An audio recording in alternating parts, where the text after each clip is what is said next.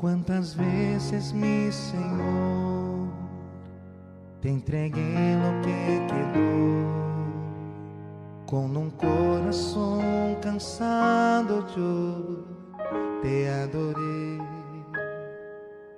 con la vida apretada y mis cosas programadas, con mis prioridades me aparté. Hola amada iglesia, una vez más bienvenidos a Iglesia en Casa, a esta serie maravillosa de los 10 mandamientos. Como siempre yo lo invito para que primero hagamos esa pequeña oración de disposición de nuestro corazón para recibir el mensaje del día de hoy. Amado Señor, Dios de la gloria, Dios bendito, te damos gracias por permitirnos apartar en todos nuestros afanes de nuestra vida este tiempo. Gracias Señor por darnos la oportunidad de profundizar a través de tu palabra en nuestras relaciones, no únicamente contigo, sino también con nuestro prójimo. Nuestro corazón siempre dispuesto para recibir tu palabra en el nombre de nuestro Señor Jesucristo. Amén y amén. Bueno, amada iglesia, hemos visto 5 mandamientos. Los 5 mandamientos pasados, los 4 primeros ya sabemos que tienen su relación, se refieren a la relación con Dios. Como amar a Dios, acuérdense, no hacernos ídolos, no usar su nombre en vano, no usar su nombre a la ligera y guardar el día de reposo. El 5.º mandamiento, que lo vimos el miércoles pasado, se refería a nuestra relación con nuestros padres, a honrarlos para tener una larga vida, una próspera vida. Y ahora vamos al 6.º mandamiento. Le invito entonces para que vaya a Éxodo capítulo 20, Éxodo 20, versículo 13. 2 palabras, simplemente un mandamiento con 2 palabras, pero que tiene una gran profundidad. El 6.º mandamiento, no mates. Amén. No mates o no matarás, si hay otras versiones que lo establecen de esa forma. Miren que este mandamiento, definitivamente, cuando nosotros lo vemos, pues sentimos un gran alivio. Porque como nunca hemos atentado, gracias a Dios, no hemos atentado contra la vida de otra persona, pues decimos, gloria a Dios. Yo ni siquiera he pensado, ni siquiera me atrevería a pensar en quitarle la vida a otra persona. Y esto nos da esa parte de tranquilidad porque exclusivamente pensamos que va dirigido solo a respetar la vida del otro. Pero si usted recuerda una historia, en el Evangelio de Mateo, en el capítulo 19, en el versículo 17 en adelante, encontramos a un joven que se le acerca a Jesús y le hace una pregunta. Y la pregunta es, ¿qué debo hacer para tener vida eterna? Y el Señor le contestó, guarda los mandamientos. Cuando él le pregunta cuáles mandamientos, él le comienza a enumerar algunos de ellos y entre ellos le enumera el no mates. Ahí tiene una connotación muy hermosa. Vemos nosotros como el don precioso de la vida, porque es un don, es un regalo de Dios que nos da. La vida es un regalo. En ese momento ese don de la vida se convierte en un mandamiento y está íntimamente ligado con el amor, en su relación con Dios y en su relación con la humanidad. En el amor, Dios exige al hombre que respete y promueva la vida. Así se nos convierte a nosotros en una obligación, en una responsabilidad de contribuir a mantener la vida de todo cuanto existe. Además de eso, no únicamente la nuestra, porque el Señor lo primero que nos establece y nos dice es cuida tu vida, guarda tu vida, guarda tu vida. Siempre dirígete, guíate por principios de vida. Pero además de eso se le confía al hombre la vida de los demás, de toda la creación, como un tesoro maravilloso. Nuestra vida, como la vida de los demás, es un tesoro que se debe ver en 2 dimensiones. En 2 dimensiones. La primera de ellas, la vida como sagrada e inviolable. Mire que en el libro de Génesis, váyase a Génesis, en el capítulo 9, nos establece, nos habla de lo sagrada que es la vida. Génesis capítulo 9, versículo 5. Génesis 9, versículo 5. Escuche lo que dice la palabra de Dios. Por cierto, de la sangre de ustedes yo habré de pedirles cuenta. Yo habré de pedirles cuenta de la sangre de ustedes. A todos los animales y a todos todos los seres humanos les pediré cuentas de la vida de sus semejantes. Si alguien derrama la sangre de un ser humano, otro ser humano derramará la suya. Porque el ser humano ha sido creado a imagen de Dios. Gloria a Dios. Mire que el Señor nos dice que nosotros rendiremos cuentas porque la vida es muy importante, tanto para Él como para nosotros. Es un regalo, el regalo más grande que Dios ha dado al hombre. Y se la confió, la vida de todos los demás, como un capital para invertir, para producir frutos, frutos de vida eterna. Es sagrada la vida porque dice la palabra de Dios que el hombre fue creado a imagen y semejanza de Dios. Es decir, Dios nos da, al darnos ese ruach divino, al darnos su vida, al darnos su espíritu, su aliento, pues nosotros tenemos la imagen y la semejanza de Dios y por eso es sagrada. Es inviolable la vida porque al ser cortada, se corta el plan de Dios. Dios tiene un plan con toda su creación. Con todo aquello que vive, con todo aquello que respira, Dios tiene un plan. Y el hombre no puede intervenir como un Dios para decidir sobre la vida de otro, para decidir hasta cuándo éste vive o cuándo podemos cortarle ese plan. Para comprender esto, pues definitivamente nosotros debemos diferenciar dos enfoques, dos miradas, dos perspectivas. Uno, la vida como un don de Dios. Cuando nosotros vemos aquella persona que vea la vida como un don de Dios, pues lo puede entender mucho más fácilmente, lo puede comprender mucho más fácilmente y sobre todo obedecer más fácilmente en que ese regalo, ese don de Dios, pues es con el objetivo de preservarlo. Pero desde el otro enfoque, cuando se mira que la vida es una propiedad personal, es decir, que no es un regalo, la vida simplemente es un azar, la vida es un golpe, como un golpe de suerte, y yo estoy vivo porque pues así eso lo quiso la vida, eso lo quiso el Big Bang, eso lo quiso las situaciones, y yo tengo la vida y yo soy dueño de la vida. Cuando nosotros tenemos ese enfoque desde esa perspectiva, pues el mundo toma decisiones sobre su propia vida como un derecho. Y ahí es donde nosotros vemos que las personas establecen que yo tengo derechos sobre mi cuerpo, yo tengo derechos sobre mi mente, yo tengo derechos sobre mis pensamientos, soy yo el dueño de mi vida. No importa si afecta al otro o no, lo que importa simple y llanamente es lo que yo pienso, lo que yo creo y lo que yo considero. Y ahí podemos ver nosotros en casos como por ejemplo el aborto, donde hay un inocente que no se puede defender. Hay un ser humano que está gestándose, que se está formando, pero como está afectando el cuerpo de una persona, entonces esa persona toma la decisión de cortar esa vida. ¿Por qué? Porque es que yo tengo derechos y yo casi que se considera como una máquina reproductiva y tengo el derecho a parar el proceso. ¿Por qué, iglesia?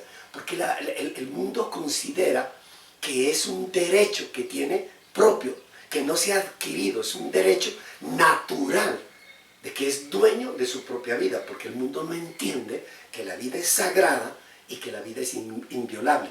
Mire en el Salmo 139, váyase al Salmo 139, podemos nosotros, por supuesto, desde la perspectiva de Dios, de entender lo que Dios nos demanda, lo que Dios nos muestra con respecto a la vida. En el Salmo 139, en el versículo 13, dice: tú creaste mis entrañas. El salmista está reconociendo a la vida, a su propia vida, como un don de Dios, como una creación de Dios. Tú creaste mis entrañas, me formaste en el vientre de mi madre. Por eso te alabo, porque soy una creación admirable.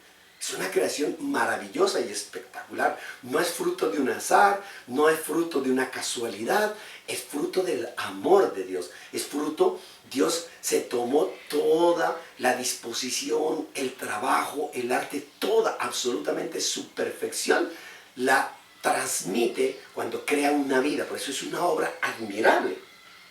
Tus obras son maravillosas y esto lo sé muy bien. Eso es apreciarse uno, ¿no?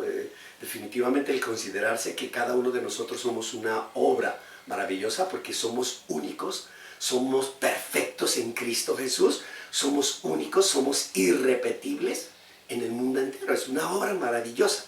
Pero el hombre, bajo sus cánones del mundo, establece qué es lo admirable, qué es lo bello, qué es lo bueno, qué es lo feo. Mis huesos no te fueron desconocidos cuando en lo más recóndito yo era formado, cuando en lo más profundo de la tierra era yo entretejido. Tus ojos vieron mi cuerpo en gestación. Todo estaba ya escrito en tu libro. Es decir, hay un propósito mientras uno se está gestando, mientras esa pequeña criatura se está gestando en el vientre de su madre. Todos, absolutamente todos los días se empiezan a escribir, están escritos ya en el libro de la vida, que es el propósito de Dios. Todos mis días se estaban diseñando, aunque no existía uno solo de ellos.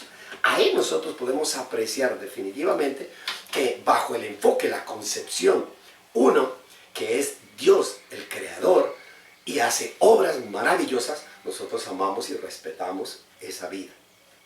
Pero desde el enfoque 2, pues nosotros vemos una apreciación totalmente distinta. ¿Eso qué significa, iglesia? Que el aborto es un delito, pero la percepción del mundo no lo considera como un asesinato, sino como un derecho. Además de eso, lo justifican por todos los medios. A eso se refiere el profeta Isaías en el capítulo 5, cuando él nos hace ver que tarde o temprano, y es más temprano que tarde, porque lo estamos viendo ya en la actualidad, que empezamos nosotros a tener unos conceptos errados, que el mundo comienza a tener unos conceptos errados. En el capítulo 5 de Isaías, en el versículo 20, dice, ¡ay! ¡Ay! ¡Ay! Eso es una expresión de lamento, es una expresión de dolor, pero al mismo tiempo también es una expresión de exhortación, de un llamado. ¡Ay! De los que llaman a lo malo bueno y a lo bueno malo. ¡Ay! Del mundo que empiece a hacer todos esos cambios de principios. ¡Ay! De aquellas personas que después de haber sido establecido por Dios unos principios no solo naturales sino también sobrenaturales, quiere imponer sus propios criterios para cambiarlo. ¡Ay! De los que llaman a lo malo bueno y a lo bueno malo, que tienen las tinieblas por luz y la luz por tinieblas, que tienen lo amargo por dulce y lo dulce por amargo. ¡Ay! ¡Ay! Eso es una gran exhortación, es un gran dolor que siente el profeta hablando y expresando las mismas palabras de Dios. Pero lo irónico, iglesia, lo irónico del aborto es que en el seno materno, ese pequeño bebé que se está gestando, ese pequeño ser humano que se está gestando, y es pequeño porque está en proceso de formación, pero grande porque tiene un propósito, porque ya está diseñado para un propósito en esta vida. Ese pequeño ser confía en su madre. El único lugar donde él se siente seguro es el vientre de su madre. Es el lugar donde siente la calidez de su madre, donde siente que es el elemento, el recurso que Dios está usando para protegerlo del exterior, para guardarlo, porque tiene grandes peligros, porque grandes peligros le acechan y su cuerpo está en formación, se está desarrollando absolutamente todo su ser. La mayor protección es en el vientre de la madre y siente paz, siente tranquilidad allí.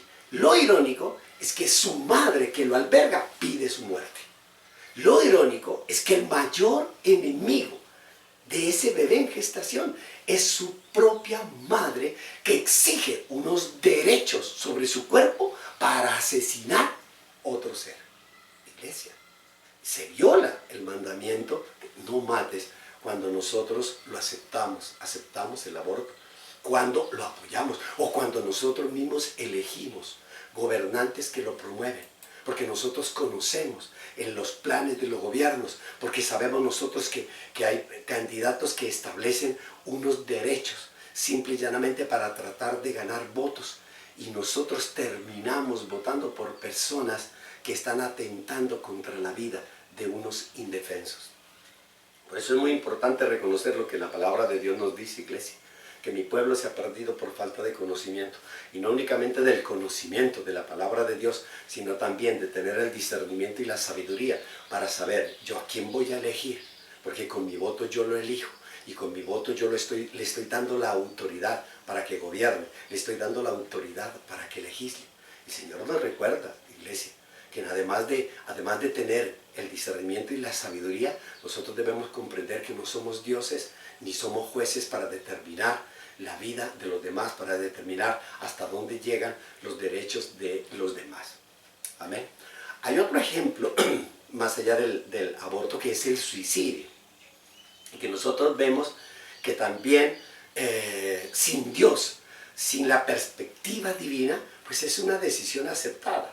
Porque una persona que toma la decisión de atentar con su propia vida, bueno, tiene el derecho, allá él, si él tomó la decisión de cortar su vida, pues la cortó, iglesia. Pero nosotros estamos viendo que a la luz de la palabra de Dios es un pecado violar el plan de Dios. Dios tiene un plan con cada uno de nosotros, tiene una voluntad, y cuando la persona atenta contra su vida, cuando se suicida, pues lo que hace es romper con su voluntad. Es cierto que el suicidio es un acto de desesperación casi que irracional. Es irracional, no se piensa, no se encuentra una salida, no hay absolutamente nada. Estoy tan desesperado que la única solución es la muerte. Lo irónico del suicidio es que todos los animales, todas las criaturas vivas tienen un instinto, no una racionalidad, por instinto, tienen un instinto de preservación de su vida. Ningún animal atenta contra su propia vida. Y el hombre lo hace, teniendo una racionalidad, teniendo la posibilidad de activar el Espíritu de Dios que ha sido derramado sobre toda carne. El hombre lo ve, el suicidio, como una solución, como un escape. Es cierto, iglesia, que los problemas afligen hasta la desesperación, afligen mucho, pero el Señor siempre dice en su palabra que nos da una vía de escape, siempre nos da una solución, siempre nos da una esperanza, cuando lo buscamos, cuando escudriñamos, cuando ponemos nosotros nuestra vida en las manos de Dios. Él nos da ese regalo de vida, y hay momentos en los cuales las personas de pronto no tienen el conocimiento, no saben qué hacer en un momento determinado, porque hay situaciones que afligen al ser humano. Nuestro mismo Señor Jesucristo nos dijo: en este mundo tendrán aflicciones, pero ustedes no se deben preocupar. Yo he vencido esas aflicciones. Búsquenme a mí y yo te daré a ti, te quitaré esa carga de esa aflicción y te daré una carga que es más liviana, donde vas a encontrar reposo, donde vas a encontrar, como nos hablaba en el mandamiento del reposo: busca mi reposo, entra en mi reposo. Cuando nosotros entramos en ese reposo del Señor, cobramos vida, porque Él es un Dios de vivos. Otro ejemplo que también nosotros podemos apreciar con respecto a este mandamiento es la eutanasia.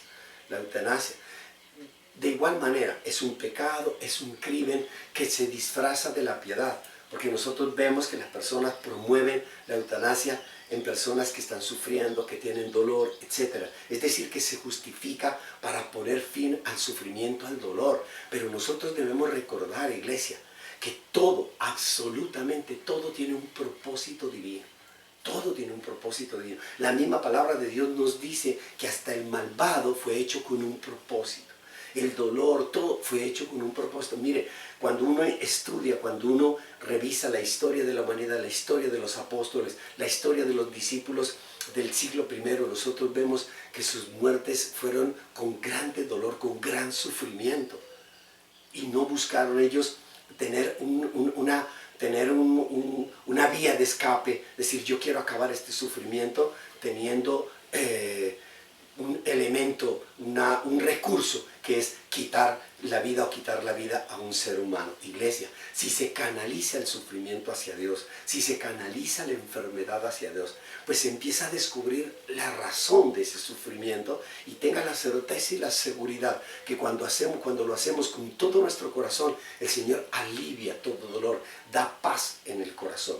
Nosotros no tenemos el derecho sobre la vida de los demás, ni sobre nuestra vida. Eso es avanzar, como lo ha hecho este mundo, avanzar en una cultura de la muerte. Lo vemos permanentemente. Todo lo quiere solucionar con la muerte.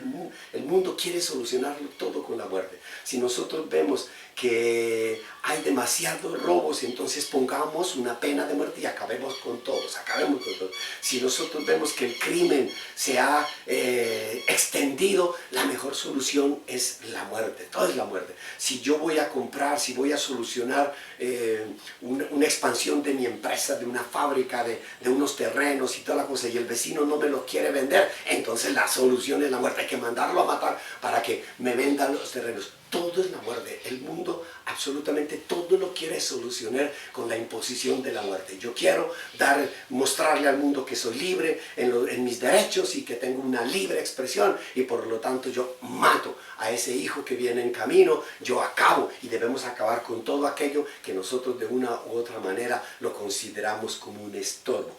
Todo lo quieren solucionar con la muerte. Lo irónico es que no reconocen a aquel que murió para salvarnos.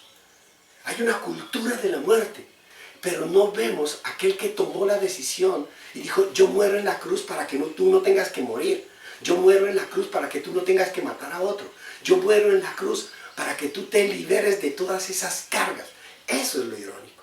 Lo irónico es que alguien murió en la cruz y pagó por todos nuestros pecados. Alguien limpió y purificó el plan y el propósito de Dios en Cristo Jesús. Pero sin embargo, el mundo lo ignora completamente. Nosotros debemos recordar que Él dio su vida y al dar su vida logró la victoria redentora sobre la muerte. Vamos a Romanos, leamos en Romanos, en la carta a Romanos, si podemos apreciarla. Romanos capítulo 6. Romanos capítulo 6 en el versículo 6. Romanos 6, 6, escuche lo que dice la palabra de Dios. Sabemos que nuestra vieja naturaleza fue crucificada con Él para que nuestro cuerpo pecaminoso perdiera su poder, de modo que ya no siguiéramos siendo esclavos del pecado, porque el que muere queda liberado del pecado. Ahora bien, si hemos muerto con Cristo, confiamos que también viviremos con Él. Iglesia, si nosotros, nuestra bendita esperanza está en la muerte redentora, la muerte que da la victoria sobre el pecado, pues nosotros vamos a vivir, vamos a tener vida. Eso es lo más maravilloso de entender, que ya hubo una muerte en la cruz que nos da vida, y no solo vida en esta tierra, sino vida eterna. Pues sabemos que Cristo, por haber sido levantado de entre los muertos, que es una victoria redentora sobre la muerte, venció a la muerte, resucitó, ya no puede volver a morir. No es necesario volver a morir.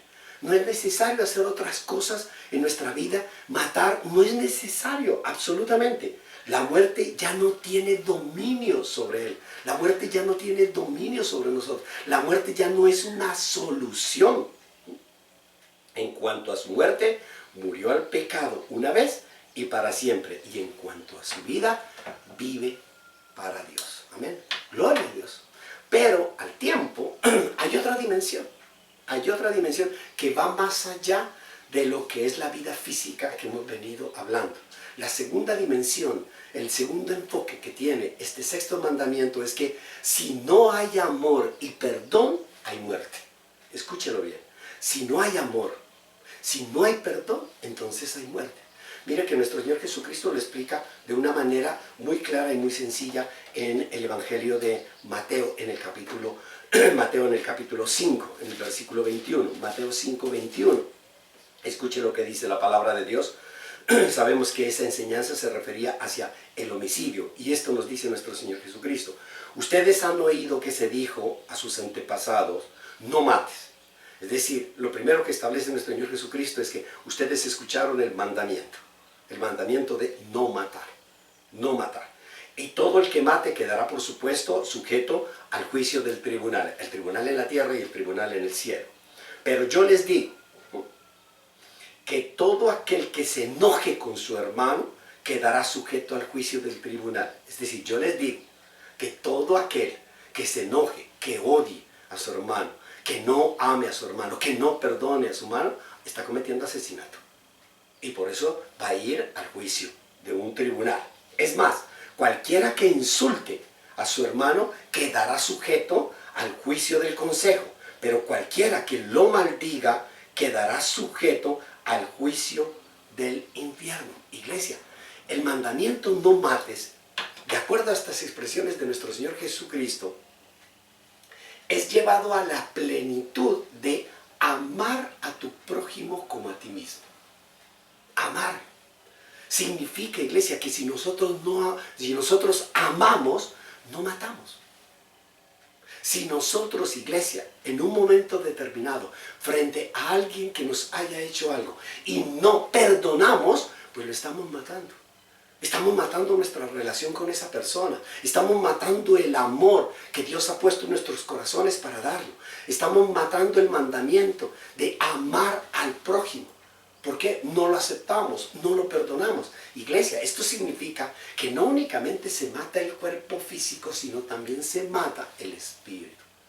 El Señor lo dice en su palabra, iglesia. Cuídense, cuídense. Cuídense de aquel que no puede matar el cuerpo, pero sí puede matar el espíritu. Que el diablo nos puede llevar a matar el espíritu. Y eso cubre nuestras relaciones con las personas. Eso cubre la forma como nosotros nos relacionamos con este mundo. A eso se refiere el apóstol Santiago en el capítulo 4. Váyase a Santiago, capítulo 4, y lo podemos nosotros apreciar. A Santiago, capítulo 4, versículo 1. Escuche lo que dice la palabra de Dios. ¿De dónde surgen las guerras? ¿De dónde surgen? ¿De dónde surgen los conflictos entre ustedes? ¿De dónde surgen esos odios, esas rabias? ¿No es precisamente de las pasiones que luchan dentro de ustedes mismos? No surge de allá, no es externo. La rabia, el odio, el dolor, la angustia, el conflicto, el tener un concepto malo, errado, el tener ese envenenamiento de odio, de ira con respecto a los demás, de tener un concepto errado de los demás. ¿De dónde sale? Del dentro del corazón. Desean algo y no lo consiguen. Matan y sienten envidia.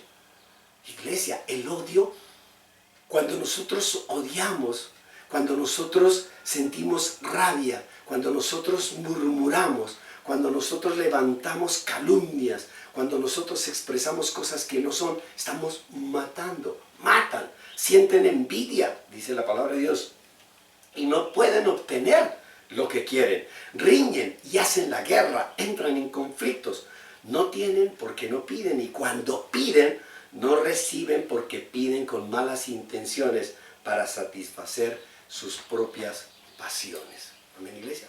Por eso, ¿qué debemos hacer? Arrancar del corazón las malas pasiones que pueden llevar a la muerte.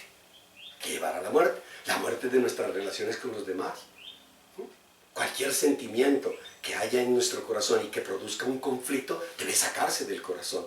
¿Antes de qué? Antes de que cometas un asesinato. ¿Por qué? Porque se mata con el odio, porque se mata con la murmuración, porque se mata con la ira, porque se mata con la indiferencia, porque se mata con la rabia, con la envidia, se mata con el desprecio, con el engaño. Esto muy bien lo corrobora el mismo apóstol Juan en la primera carta de Juan lo corrobora. Primera de Juan en el capítulo 3, ahí un poquito más adelante. La primera carta de Juan en el capítulo 3, en el versículo 15, lo corrobora muy bien. Todo el que odia a su hermano, todo el que odia a su hermano es un asesino. Es un asesino. Y ustedes saben que en ningún asesino permanece la vida eterna. Iglesia, ¿de qué asesinato está hablando? Está hablando de una muerte espiritual. Una muerte espiritual que se evita a través del amor y del perdón. Si tú amas, das vida. Si tú perdonas, da vida. Si no amas a tus seres queridos, pues hay muerte espiritual. Si no amas tu relación con las demás personas, en tu trabajo, en tu oficina, en tu relación con cualquier persona, pues estás matando esas relaciones, estás matando, estás apartándote total y absolutamente.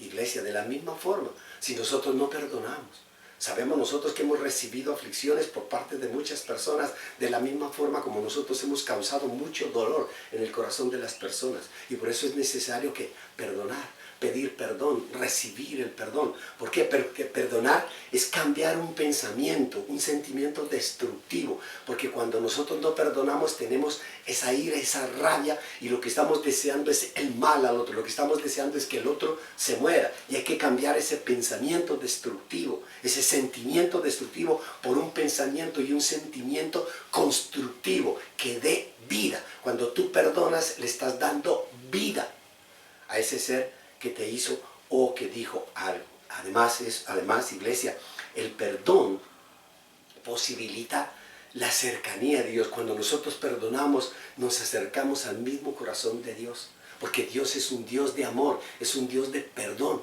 Acuérdate tú, todos los actos que tú has hecho, todo lo que tú has cometido, y sin embargo, a pesar de todo eso, que tú lo conoces, no lo conoce absolutamente nadie más, solo tú lo conoces, tú y Dios, no más, y sin embargo tú recibiste el perdón de Dios. ¿Por qué lo recibiste? Porque Dios te ama. De la misma forma, iglesia, Dios nos invita a nosotros a amar al prójimo. ¿Para qué? Para perdonarlo. Y cuando lo perdonamos, le damos vida, le damos vida. Iglesia, el no mates, el mandamiento, el sexto mandamiento, no mates, para el cristiano implica actuar bajo principios de amor, actuar bajo principios del respeto, de la promoción de la vida humana, de promover la vida humana, de ayudar al afligido, al que está necesitado, al convaleciente, al que se está recuperando de diferentes dolores. Hay que apoyar, hay que levantar a esas personas que se encuentran caídas tanto física como espiritualmente. No mates implica aceptar la voluntad de Dios y sus propósitos en su vida.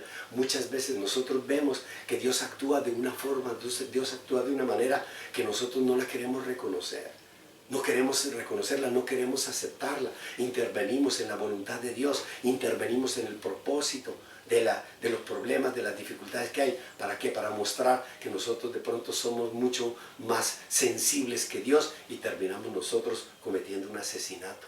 El no mates es un llamado a valorar tu vida. No mates, valora tu vida.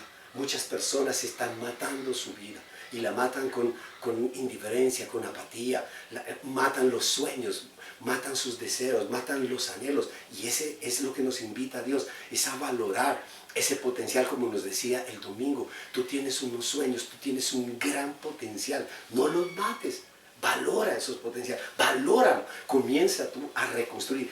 Como el domingo muy bien nos lo decía, desentierra esos dones, desentierra esos talentos. Hay que desenterrar, no hay que dejarlos allí muertos, hay que sacarlos a la vida. Es un llamado a bendecir con palabras. Siempre el Señor nos ha dicho, a lo largo y ancho de su palabra, que expresemos palabras de bendición. A todo, absolutamente, incluso bendigamos al enemigo, bendigamos a aquel que nos ha hecho daño. Hay que bendecir a nuestros gobernantes, aun cuando están tomando decisiones equivocadas. Precisamente los bendecimos y oramos por ellos para que su pensamiento, para que esos pensamientos de muerte, para que esos pensamientos de coartar la voluntad y el propósito de Dios sean revertidos, se cambien y acepten y reconozcan los propósitos de Dios. No maldecir, iglesia, con pensamientos ni con palabras de muerte. Muchas veces las personas establecen una simple comentario, una simple expresión, y en esa expresión desean la muerte, están matando, matan a las personas, matan las relaciones. Dios es amor, y Dios no es un Dios de muertos, Dios es un Dios de vivos, y Él lo que más desea y lo que más anhela es que todos valoremos la vida, y no solo la vida en esta tierra, que respetemos la vida en esta tierra, que valoremos la vida en esta tierra, pero que asumamos nosotros el anhelo y el deseo por llegar a tener esa vida eterna. Para Dios, la única muerte redentora fue la de Cristo. Por eso, ¿qué debemos hacer? Aceptar a Cristo. Cuando nosotros aceptamos a Cristo, tenemos vida. No matamos nuestra vida, recobramos la vida. Recobramos nuestros sueños, recobramos nuestros anhelos, recobramos el propósito de Dios, iglesia. Pero si no aceptamos a Cristo, nosotros vemos en el mundo muchos muertos ya, muchos que se están matando con sus actos terrenales, con sus actos mundanos, con sus actos de considerar a sus derechos como la mayor expresión de posibilidad en esta vida. Todo queda, todo se acaba, todo termina. Lo único que permanece es el espíritu. Lo único que queda es el Espíritu. Y nosotros, al aceptar a Cristo, recobramos esa vida en el Espíritu. Y ya con Él, todo lo que hagamos en esta vida terrenal, recobra vida, cobra vida. Vuelve a vivir nuestras relaciones con nuestros seres amados. Vuelve a vivir nuestra esperanza. Vuelve a vivir nuestra relación con nuestros familiares, con nuestros amigos, con nuestros hermanos.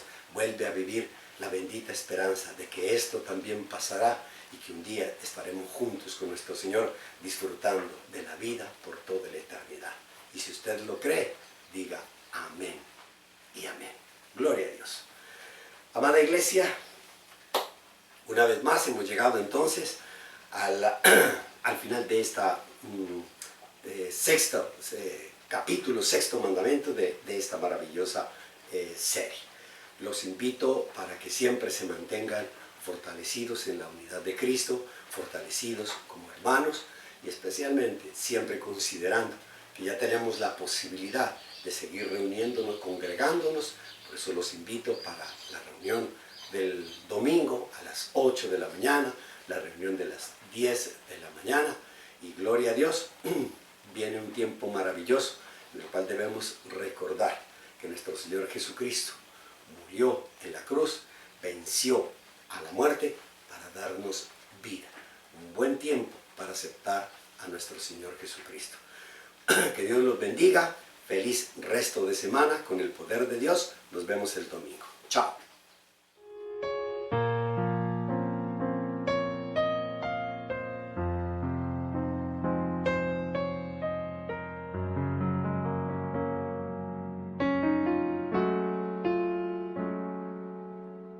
Cuántas veces, mi Señor, te entregué lo que quedó. Con un corazón cansado yo te adoré. Con la vida apretada y mis cosas programadas, con mis prioridades me aparté.